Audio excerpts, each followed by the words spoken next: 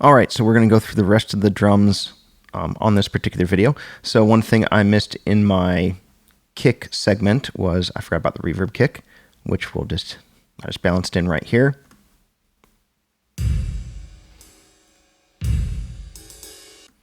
Did nothing to it, just brought it in, left the pan the same. The cymbals you hear are from the kick drum. I also have that channel I split here under kick cymbals, and I will add those in a bit if I need to.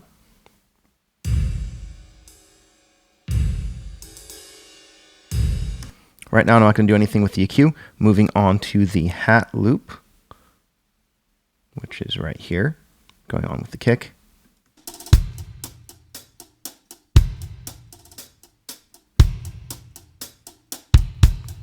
Bring it up to level a little bit. All right, all I'm going to do is EQ this. Or EQ6. Let's bring it on.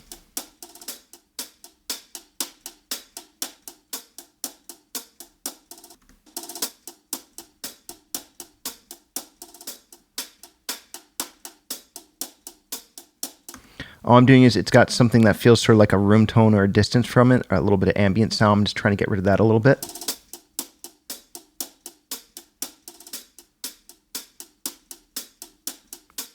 There you go. All right, next is the clock, which I believe I did a little bit more for. Where are we? There we are.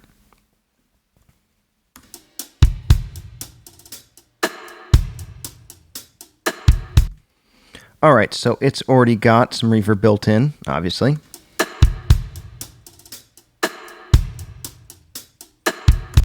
All right, I'm just going to EQ that as well.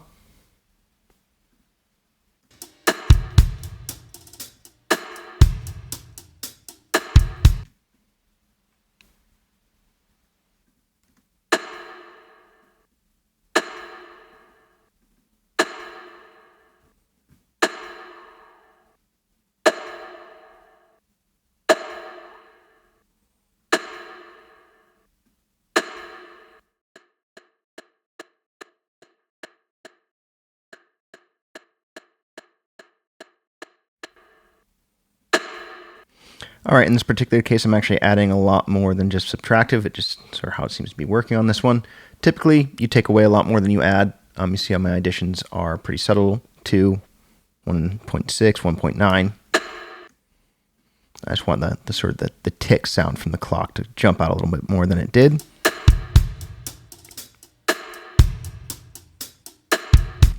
Again, for recordings that are pretty heavily sampled based, you don't do a lot of processing. It's basically just creative adjustments. You're not really trying to fix the sound so much as make it fit in the context of the song a little bit better. Typically, I'll listen to a song before not listen to a song, but I'll do a rough fader mix, or just listen to a reference of the song that's already been printed, listen to the song as it's been sent to me to just get a feel for how it's going to sound before I dive in with sort of mixing it in like this. A lot of times, too, I'll do kick drums, start throwing in vocals, and go from there, which we'll cover a little bit later, but let's keep going with our drums. All right, so next thing in the same timestamp pretty much is the snaps. So I'm going to pan these out a little bit.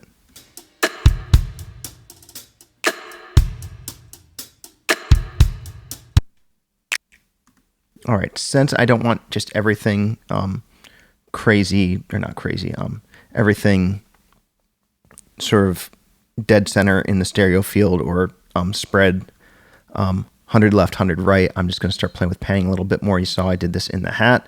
Forgot to clear it out. That's my bad. But hat to the right. I'm doing this from audience perspective. Sometimes I'll mix drummer perspective. It really just depends on how the song fits. Anyway, snaps. I might just leave these alone.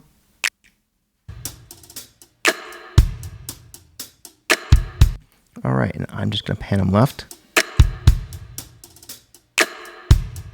So I'm panning them left to keep them out of the way of the hi-hat, so we just have a little bit of just more interesting things going on in our stereo field.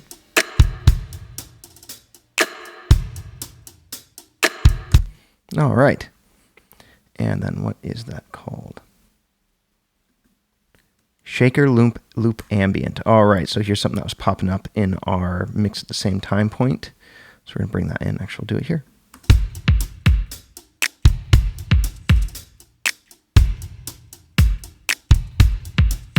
Just shaker.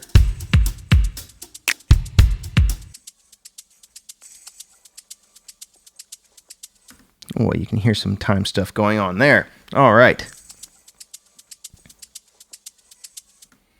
We're just going to do some EQ. The weirdness will hopefully go away in the mix.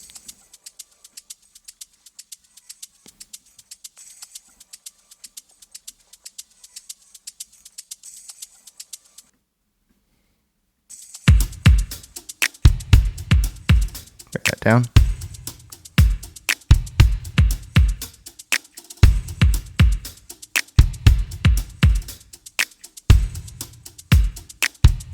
Actually, I'm going to keep that stereo. We'll play with that one.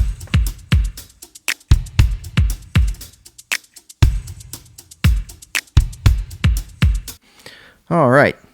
Now, so far, I think we're going to keep the kick cymbals out. I may not use that track. Let's see what the risers are doing for us. Risers.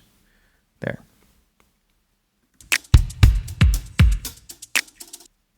All right.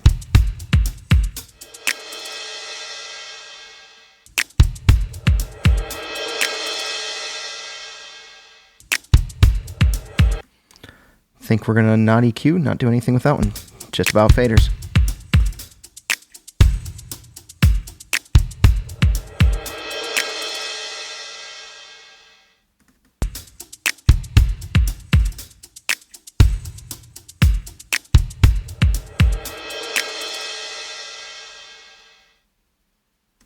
Might have some reverb. We'll find out later once we get the song rolling. Sometimes I'll just leave off certain decisions until I'm actually a little farther on the mix. Now cymbals exit, which will be last little bit of the song. All right, so we're going to start roughly where the risers were.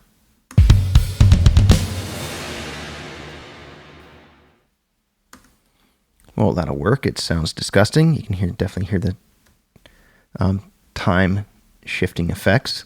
Sounds a little bit ratey, but